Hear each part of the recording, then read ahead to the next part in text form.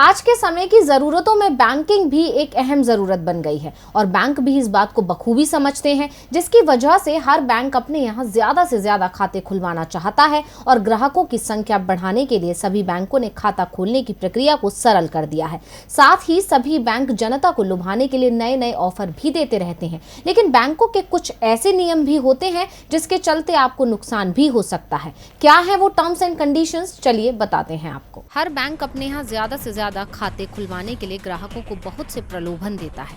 हर कुछ दिन में बैंकों में अलग अलग ऑफर आते रहते हैं, लेकिन इन सब में सबसे आम ऑफर है कि अगर आप अपने खाते में पैसा रखते हैं तो जमा रकम पर आपको ब्याज तो मिलता ही है और जरूरत पड़ने पर आप ऋण भी ले सकते हैं। लेकिन क्या आप यह जानते हैं कि जो बैंक आपके खाते में जमा रकम पर ब्याज देता है वही बैंक रकम कम होने पर जुर्माना भी वसूलता है?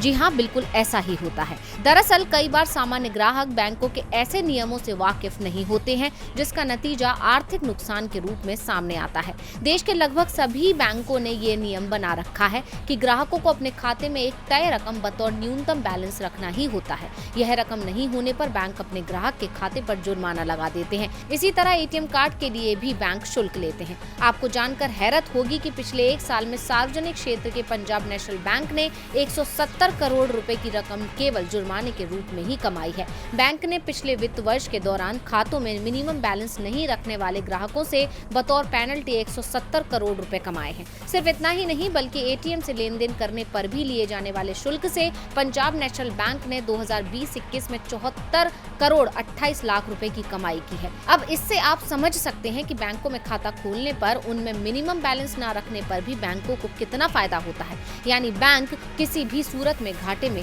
नहीं जाता। डीवी लाइव की रिपोर्ट।